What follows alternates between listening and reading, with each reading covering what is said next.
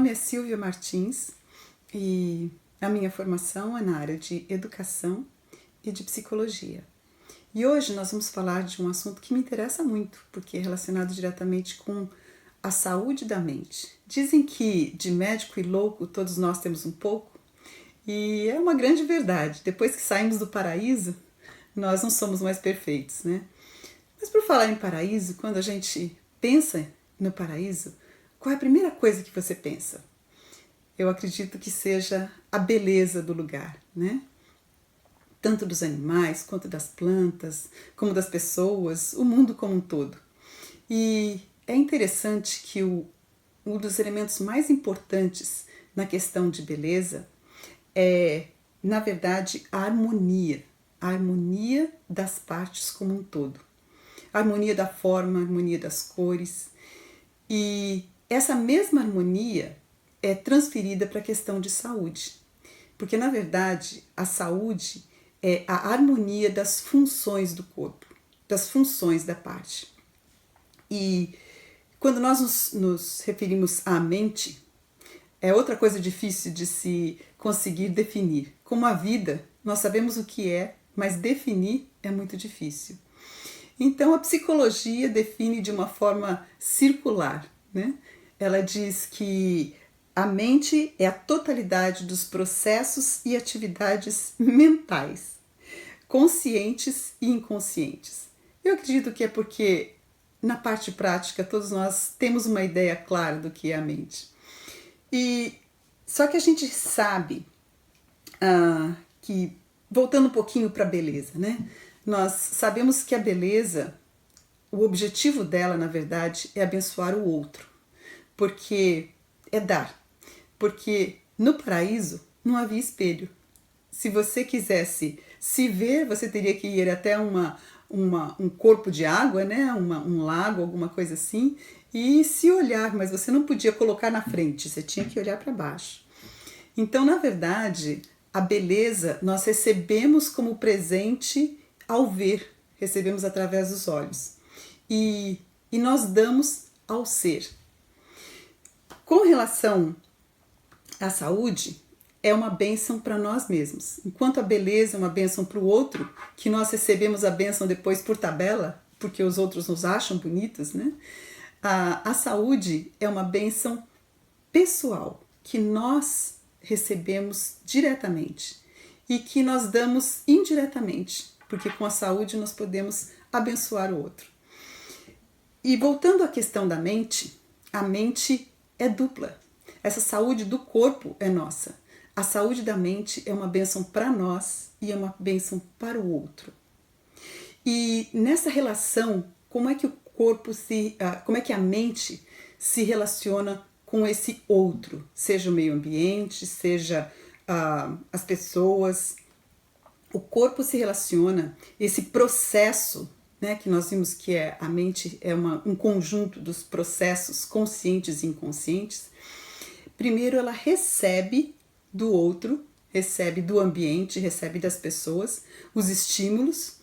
Depois ela processa em termos de pensamentos e sentimentos. E daí ela responde a esses estímulos positivamente ou negativamente, porque na verdade não tem neutro, né? E nesse processo a mente se transforma. Hoje é mais fácil da gente compreender isso com a questão da inteligência artificial. Na inteligência artificial, para aqueles que se interessam um pouco por isso, ele vai, os computadores, o nosso celular, vai recebendo as informações nossas daquilo que nós fazemos, daquilo que nós gostamos, de quanto tempo a gente se dedica a um site ou mesmo a uma linha, uma figura, e ela compara isso com outras experiências passadas ou de outras pessoas e ela vai aprendendo de nós. Então é uma forma de imitar a mente nesse processo de aprendizagem. Então, novamente, a mente recebe os estímulos de fora, ela processa nos pensamentos e sentimentos, ela responde e nesse processo todo ela se transforma para melhor ou para pior, crescendo ou sendo destruída. E com quem que essa nossa mente se interage? E quem que é esse outro? esse outro, primeiramente, é o próprio corpo, porque a mente ela é um resultado, um reflexo dos processos físicos no nosso cérebro. Então, nós sabemos que a mente, a casa dela, né, a geração dela, assim como a inteligência artificial é gerada no computador, não é o computador, mas é gerada no computador, assim a nossa mente é gerada no nosso cérebro. E o nosso cérebro se senta, né, está envolto no nosso corpo. Então, tudo que afeta o nosso corpo, a saúde do nosso corpo, vai afetar nossa saúde mental. E agora nós temos que lembrar que o nosso corpo também não está num vácuo, né? Adão e Eva foram criados e colocados num paraíso. Deus primeiro fez todo o contexto e depois de beleza, de saúde e de felicidade, os colocou ali para que eles pudessem desfrutar e interagir com esse ambiente. Então, nesse primeiro momento, eu quero falar com vocês um pouquinho a respeito dessa relação da mente-corpo e, por tabela, da mente com o ambiente. Porque o que o corpo é, aquilo de que ele se alimenta, vem do ambiente em que ele está, né? Quer seja os nossos alimentos físicos, a comida que a gente come, quer seja os sons, né? Aquilo que nós ouvimos, ele vem de fora e interage com o corpo para se fazer existir. Então, nessa relação, para que nós possamos manter uma saúde mental, manter esses processos todos equilibrados, tem algumas coisas que já foram descobertas que são essenciais. E eu vou falar dessas coisas básicas, depois a gente vai passar para os nossos, não para a parte material, que é o corpo e o meio ambiente, mas também para a parte relacional, que é o outro, seja esse outro pessoas, ou seja esse outro a questão espiritual, Deus, os anjos, né? Então, nessa parte material do corpo, vamos pensar primeiro na questão da nutrição. Aquilo que nós comemos vai ter algum efeito na nossa saúde mental? Completamente, totalmente. A nossa alimentação provê os nutrientes para o funcionamento perfeito desse corpo que sustenta esse cérebro, que na verdade sustenta a mente. Então nós temos alimentos que são propícios e especiais para que o nosso corpo, para que o nosso cérebro funcione bem. Pense bem, o nosso cérebro, em termos de massa corporal, ele só é 2% do nosso corpo, mas ele consome 25% da energia, da glicose do nosso corpo. Não é impressionante? Então, na verdade, o nosso corpo existe em grande parte para sustentar o nosso cérebro, pelo que nós podemos ver. E não só isso, em termos de oxigênio, embora ele seja somente 2% do corpo, ele recebe e usa 20% da energia que vem do oxigênio. Então, o alimento, ele é queimado, né, para se transformar em energia, e ele precisa do oxigênio para depois usar essa energia. Para quê? No final é para pensar, é para agir em termos da mente e do corpo. Porque nós temos essa correlação. Enquanto que o corpo afeta a mente que trabalha em forma elétrica afeta o corpo. Tanto que a saúde do corpo também depende em grande parte da eletricidade que vem através dos neurônios do cérebro para o corpo. Então, a nossa nutrição. O que nós podemos falar da nutrição? Nós temos que nos alimentar para sustentar esse corpo e evitar tudo que estimula demais. Estimulantes, o que é isso? O nosso corpo foi feito para funcionar de uma forma equilibrada e perfeita. Lembra? Harmonia do funcionamento. Então, esse equilíbrio se faz com as coisas naturais.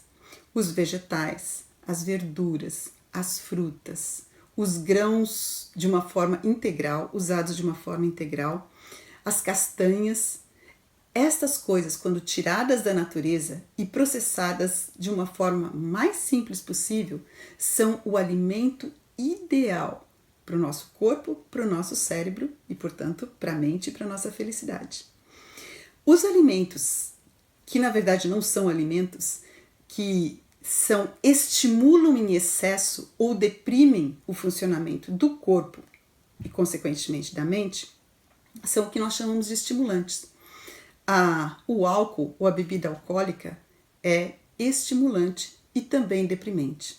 Nós sabemos que existem outros estimulantes. Todas as drogas são estimulantes ou deprimentes. Sejam as drogas ilegais, sejam as drogas legais. Na verdade, se diz que a diferença entre remédio e veneno está só na quantidade, na dosagem.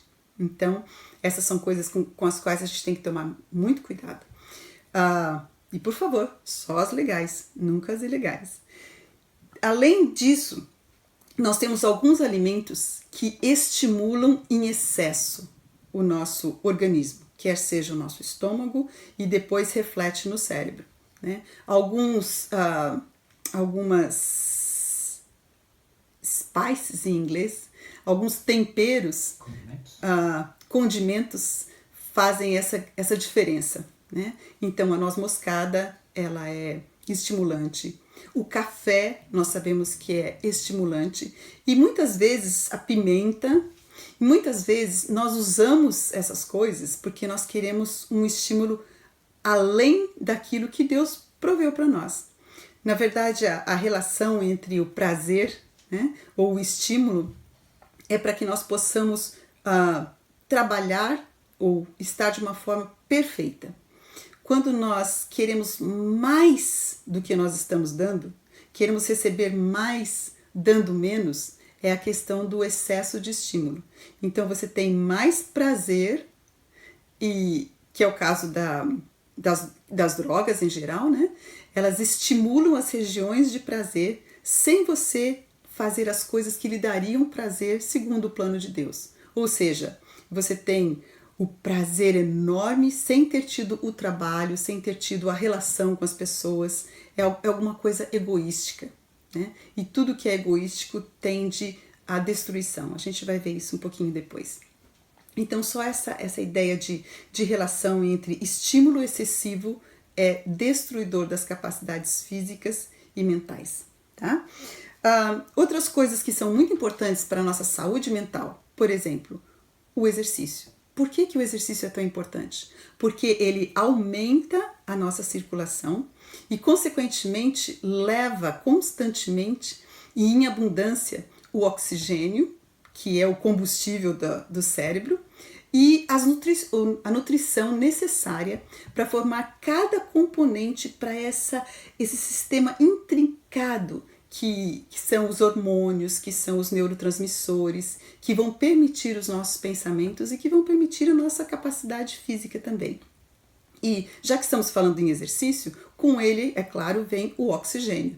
Você, quando está exercitando mais, você está recebendo mais oxigênio e a circulação aumenta, então a gente está alimentando maravilhosamente a nossa mente.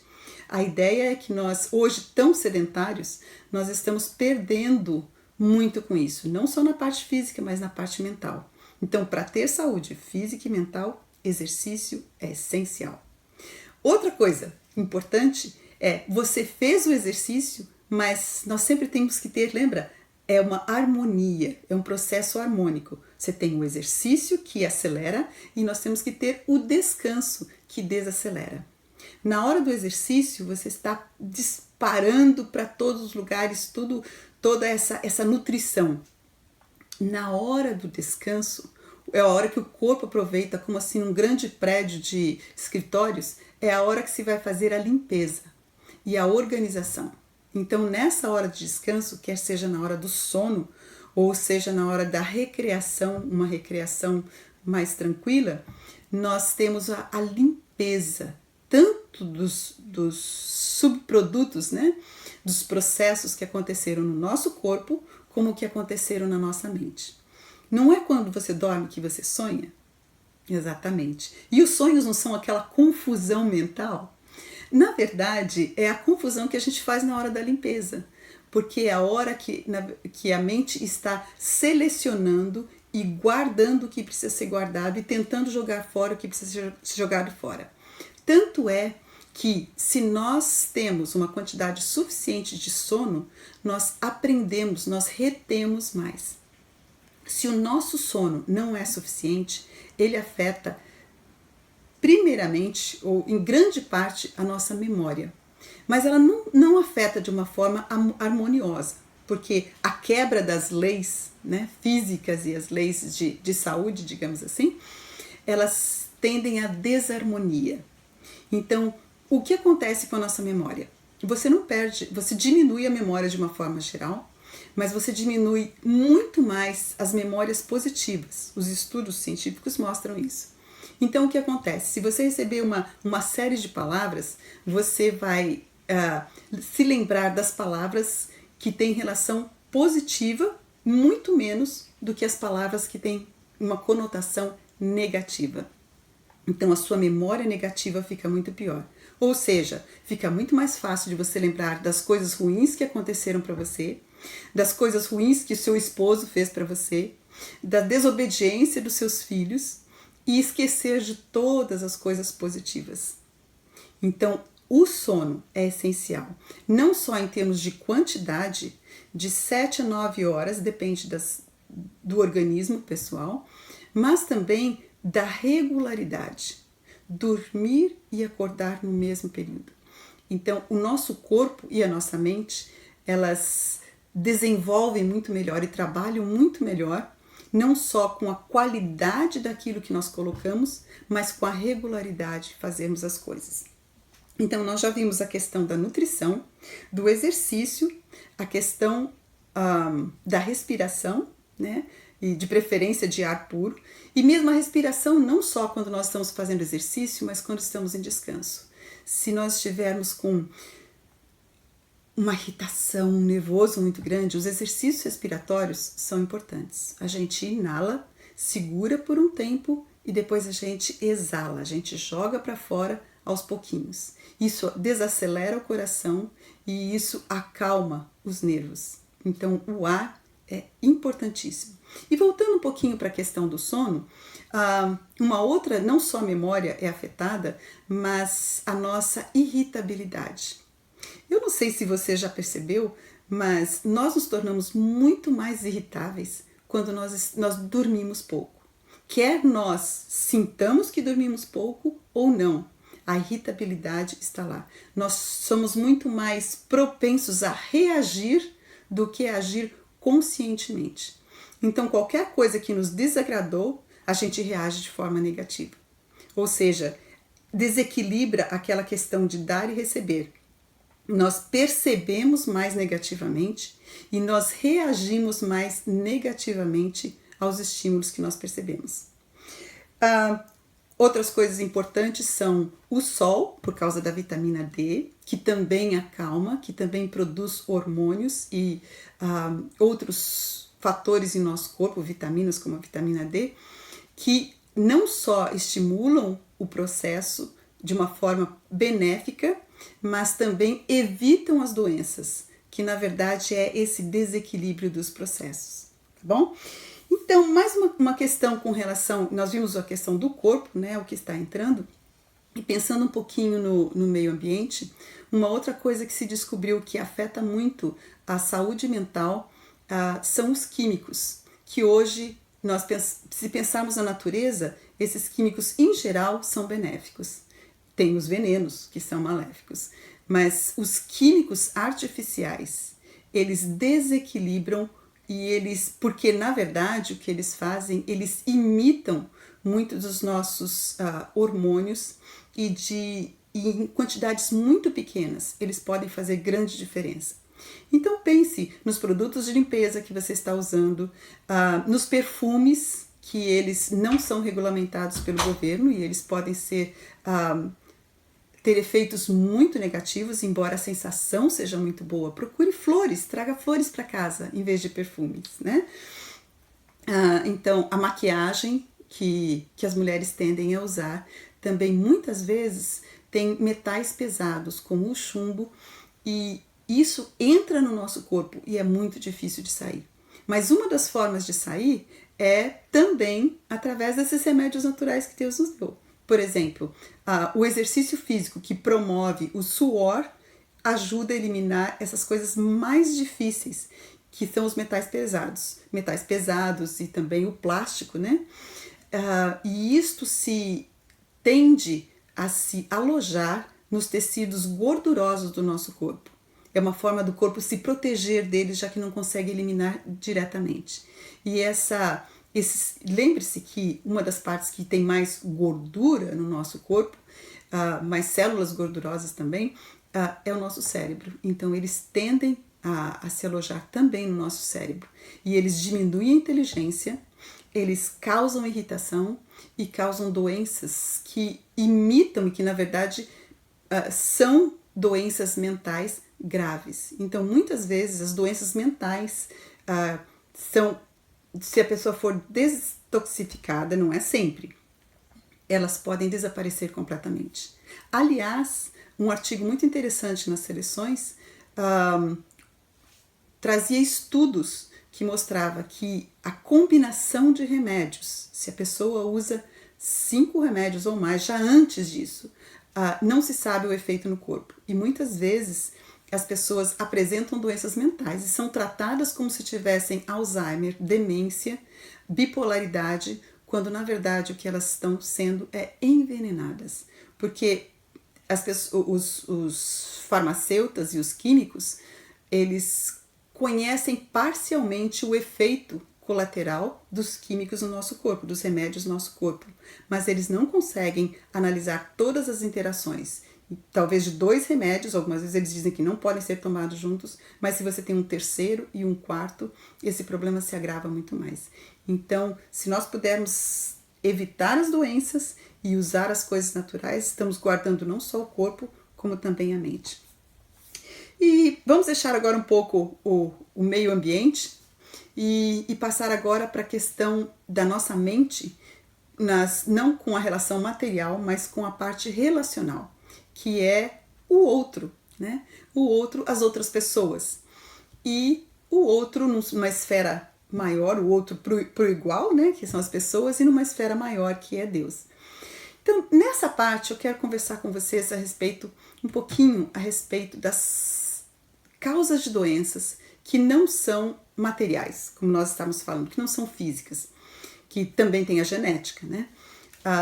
Embora que a genética é como se nós estivéssemos carregando a arma, e em grande parte, de 90% das vezes, ela só vai acontecer, só vai se manifestar se essa arma, né, esse revólver, for puxado o gatilho. E esse gatilho é o nosso estilo de vida, são as outras coisas que nós, até certo ponto, podemos controlar. Que bênção, né? Que Deus nos deu essa possibilidade. Mas então, em termos de doenças mentais, tem um psicólogo cristão aqui nos Estados Unidos que, por ser cristão, ele acreditava na Bíblia, com a palavra de Deus, e começou a buscar as razões, as verdadeiras razões dos problemas psicológicos dos seus clientes. E ele descobriu uma coisa muito interessante, que a maioria dos problemas podia se resumir em 2 pontos, 2 processos, que vieram pela culpa ou pelo ressentimento, pela mágoa. Então, e ele conseguia tratar essas pessoas de uma forma que resolvia os problemas dela. Vamos pensar na culpa. A culpa é quando nós recebemos, quando nós damos para o outro um mal, nós ocasionamos um mal, nós fazemos alguma coisa que nós sabemos que é moralmente errada, que é socialmente errada, alguma coisa negativa.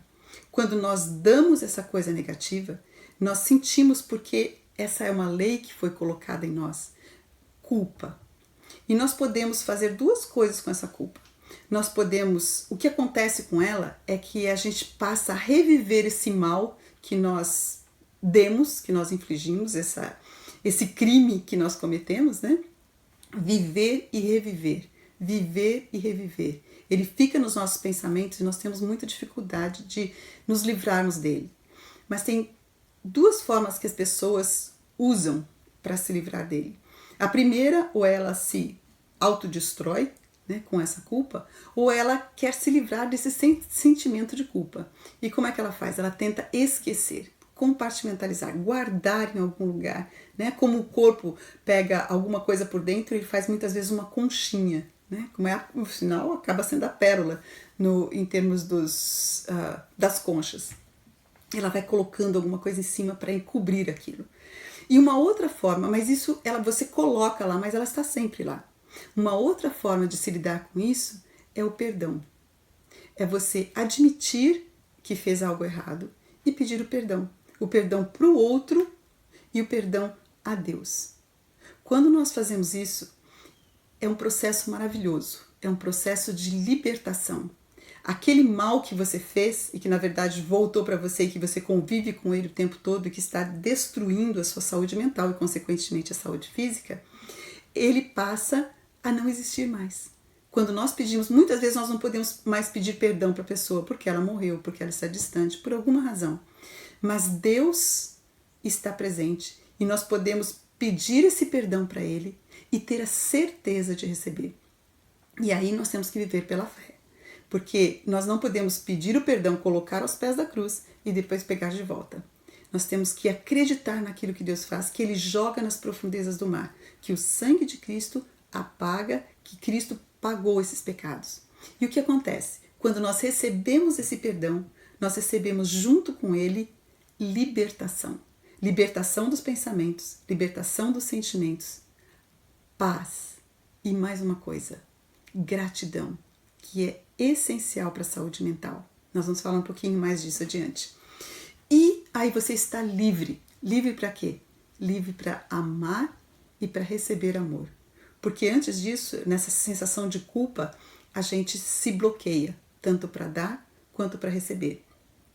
Agora, e quando não fui eu que fiz o mal? E quando foi que eu recebi o mal? Porque Jesus diz, no mundo tereis aflições, mas tem de bom ânimo, eu venci o mundo. Então esse ânimo é importante. Naturalmente, quando nós recebemos o mal que vem do outro, nós temos duas reações. Uma reação é a reação quente.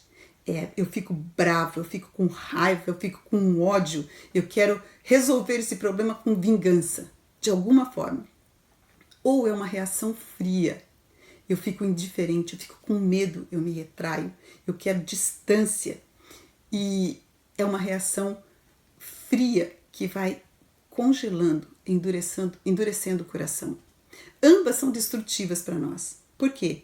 Porque ou ela queima e o fogo pode limpar, mas o fogo pode destruir, ou ela congela, ela paralisa as nossas reações. E da mesma forma como a solução da culpa, que é o mal que nós demos, é o perdão, a solução do mal que nós recebemos é o perdão. Só que aí somos nós que vamos dar. E aí é um processo muito difícil, porque você recebeu o mal e você é para pagar com o bem. O que é esse perdão? Por que a gente não quer dar o perdão? Porque, na verdade, a sensação que nós temos é que nós estamos liberando o outro da culpa que ele tem, que nós estamos absolvendo o outro. E, na verdade, é isso. Nós somos para absolver no nosso coração. E não só nós libertamos o outro, que nós não queremos libertar, mas um outro processo acontece. Nós libertamos a nós mesmos. Porque o ressentimento, o medo, a raiva, ele promove em nós mesmos esse pensamento cíclico que a culpa também produz. Nós não conseguimos escapar, parar de pensar nisso.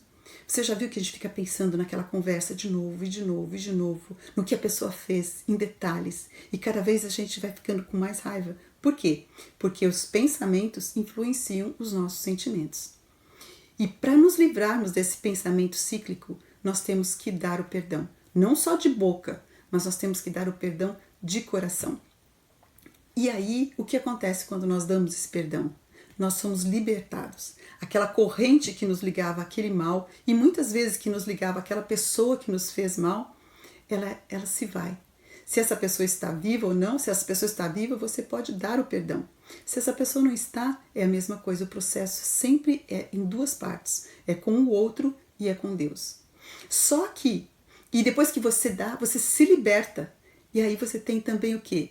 A gratidão. E você está livre, livre para amar. Por quê? Porque aquele fogo que estava ali se apagou. Aquele gelo que estava ali derreteu. Nós entramos de novo em harmonia. Não é nem o excesso do fogo, nem o excesso do gelo. A gente entra naquela harmonia que produz saúde. Saúde mental, emocional, saúde social e saúde espiritual. Por que saúde espiritual? Porque depois disso nós estamos livres para amar. E amar é Deus. É a essência do que Deus é. E na nossa relação com Ele, nós só podemos ter essa relação se nós recebemos primeiro dele o perdão. Deus, quando Moisés, na Bíblia, pediu para ver a glória de Deus, ele se revelou. E o que ele dizia? Eu sou o Deus perdoador, longânimo. O que é longânimo? É que aguenta de novo, que tem uma paciência desse tamanho. Quando falou em perdoar, ele falou para Pedro 70 vezes 7. Imagina perdoar o mesmo pecado 70 vezes 7. Se apresentar a segunda eu já tenho dificuldade. Aliás, na primeira eu tenho dificuldade. Mas é para nós termos uma relação com as pessoas que seja saudável, nós temos que ter uma relação com Deus. Uma relação de nos submetermos a todas essas leis que Deus colocou para nós, na nossa vida, na nossa mente, no nosso ambiente, para que nós vivamos em harmonia com isso. E que na verdade é a lei do amor, é a lei do dar. E eu quero falar para vocês agora duas coisas que eu acho muito importante. Uma coisa é que nessa relação com o mundo material, nós temos hoje um mediador, uma intervenção que é muito efetiva e pode ser muito perigosa. Quando nós estamos falando nós falamos daquela sequência, né, de como a mente funciona, que ela recebe, ela processa e ela age ou reage, e que isso na verdade é a nossa individualidade. Porque a individualidade é a capacidade que Deus nos deu de pensar e agir correspondentemente. E nessa nossa reação que nos transforma, se alguém vier e ditar para mim o que eu devo fazer, como é que eu devo agir, nós sabemos que nós estamos sendo escravizados. Se alguém me disser tudo o que eu tenho que fazer, eu sei que eu estou escravizado. Então, nós rejeitamos isso. Agora, se for na hora de pensar, nós nos sentimos manipulados. É aquele que está tentando manipular o meu pensamento e meu sentimento.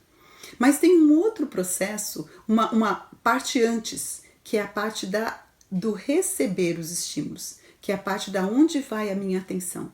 E hoje em dia, nós estamos... isso daí vale dinheiro. Vocês já devem saber do que eu estou falando. Eu estou falando do celular, eu estou falando da internet. Na internet, embora nós não percebamos isso, nós estamos constantemente sendo monitorados, não por pessoas, mas pela inteligência artificial, né, pelo próprio computador, pela própria internet, para que a nossa atenção seja dada a alguma coisa que eles possam transformar em dinheiro. Alguma propaganda, alguma informação, transformar em dinheiro, transformar em compras, transformar em escolhas políticas. Então, a primeira parte é onde nós focamos a nossa atenção, da nossa mente, dos nossos olhos, dos nossos ouvidos, porque daí nós vamos receber os estímulos, que depois nós vamos processar e depois nós vamos responder a eles. O que está acontecendo hoje, e isso daí é conhecido, se vocês tiverem, eu sugiro que vocês procurem na internet, a contradição aqui, né? Um vídeo que se chama O Dilema das Redes Sociais, para você ter uma ideia como isso funciona. É todo um trabalho de manipular, de dirigir a nossa atenção para poder manipular os nossos pensamentos e os nossos sentimentos para que a resposta que nós venhamos a dar seja favorável ao outro, no sentido egoísta dele, né? E independente se é favorável a mim ou à comunidade. Então isso aí uma propaganda, né, dessa parte material, que é um problema um dos problemas que eu vejo que é mais sério hoje em dia. Por quê? Porque vocês devem saber que os problemas mentais têm se agravado muito. Depressão, ansiedade e suicídio é uma das maiores causas de morte entre os jovens e as crianças. Então, cada vez mais. Por favor, analisem essa questão e assistam o Dilema das Redes Sociais. Vale a pena para a sua saúde mental. E agora eu quero contar no finalzinho para vocês um estudo muito interessante que foi feito aqui nos Estados Unidos durante muitos anos, e o estudo, na verdade, era de Alzheimer. Por quê? Se descobriu que o Alzheimer não é uma doença da velhice. Na verdade, o resultado acontece na velhice, mas os processos acontecem muito antes. Eles se iniciam muito antes, como todas as doenças. E é por isso que os jovens não sentem as dificuldades de circulação e de tudo mais. Eles acham que está tudo muito bem, né? E depois, quando chega um pouco mais tarde, tem um ataque de coração. Porque as veias, as artérias foram se entupindo aos poucos, né? Então, o processo é lento, mas é certo. O que a gente planta, a gente colhe. Então, nesse estudo, foi um estudo longitudinal, que eles acompanharam muitos indivíduos, e no estudo eles descobriram uma coisa impressionante. Embora se saiba que o Alzheimer tem razões não só genéticas, mas ambientais e multifatoriais, e eles acreditam hoje que, embora você não possa curar, você pode prevenir e possa reverter em grande parte o Alzheimer, tanto com alimentação, como com detoxificação, como eliminando os processos inflamatórios. Nós não vamos falar disso, mas nós vamos falar agora de uma coisa que eles descobriram que é fantástica.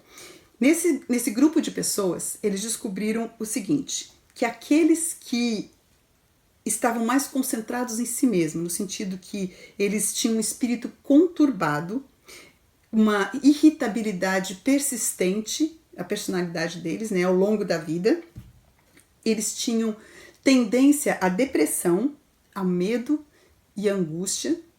Essas pessoas, quando chegavam na idade madura, quando chegavam na velhice, elas tinham um declínio da mente muito grande, dos processos mentais muito grande, tanto em termos de processos de resolver problemas, como em termos de lembrar. A gente sabe que é uma característica do Alzheimer, né? Muitas vezes o esquecimento, e você vai perdendo por causa disso, em grande parte, as suas relações sociais. Então você fica desconectado praticamente do mundo que você está vivendo, especialmente do mundo social e o emocional, que é a nossa grande riqueza. Então, quais foram novamente as características dessas pessoas? Elas eram conturbadas emocionalmente, elas tinham irritabilidade, elas tinham tendência à ansiedade, à depressão e à angústia.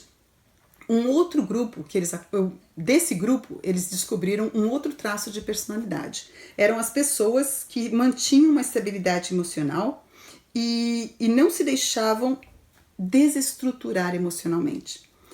Essas pessoas tinham o passaporte livre. Mesmo depois dos 80 anos, elas mantinham a sua capacidade mental. Mantinham, elas não tinham nenhuma senilidade, elas não tinham nenhuma decadência, elas continuavam conseguindo fazer cálculos, conseguindo pensar e conseguindo se relacionar. Ou seja, elas podiam até mesmo, aos 80 e depois dos 80 anos, dirigirem estradas e sem causar acidentes. Vocês imaginem, olha a diferença. Isso tudo com relação à parte emocional, tá?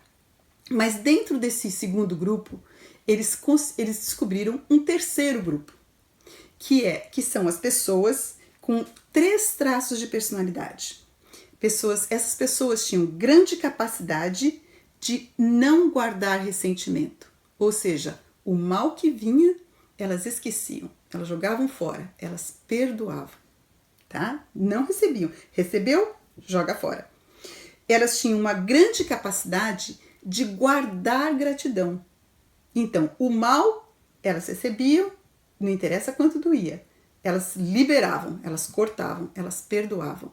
O bem que elas recebiam, elas reconheciam, elas mantinham, elas entendiam que não era que eu mereço tudo, é que eu estou recebendo tanta coisa boa. Então elas contavam as bênçãos. Olha que maravilha! E a terceira característica desse grupo era altruísmo, ou seja, era dar. Então vamos recapitular.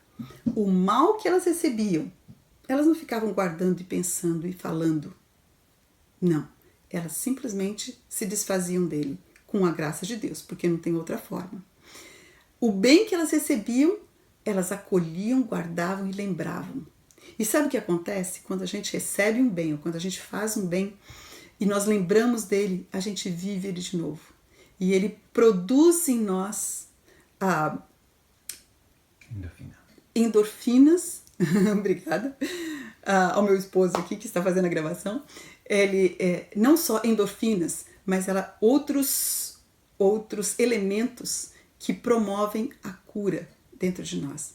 Então, essas pessoas altruístas tinham grande capacidade de dar. Jogavam o mal, guardavam o bem e davam o bem à vontade. E essas pessoas, elas não só mantinham a capacidade mental na velhice, mas elas continuavam crescendo em termos de capacidade mental. Elas continuavam aumentando os seus neurônios e a sua capacidade mental. Elas são aquelas que são consideradas os sábios na idade mais avançada. E a conclusão dessa questão que nós podemos ver é como o problema não está nas aflições que nos vêm, mas como nós encaramos e respondemos a essas dificuldades. E o que acontece é que no cérebro, hoje se sabe que o cérebro, com as células tronco, podem produzir novas células de neurônios, neuroblastos que se chama. Então nós perdemos, com a idade, naturalmente nós perdemos neurônios. Mas as partes do cérebro que estão sendo usadas, e muito bem usadas, elas mandam um aviso para o resto do corpo, para receber essas células que são transformadas em neurônios. E por isso, o cérebro, embora esteja perdendo, ele está ganhando e se reproduzindo e pode continuar a crescer. E aqui eu acho muito interessante que nós vemos o dar produz o crescimento. Quando nós damos, nós recebemos. Se você dá a beleza, você pode ver a beleza do outro. Se você dá o amor, você vai receber o amor do outro. E, em termos cerebrais, quando você é altruísta e dá mesmo o bem, mesmo que você receba o mal, você recebe em termos de vida e em termos de mente. Que todos nós possamos ter saúde mental e saúde em abundância.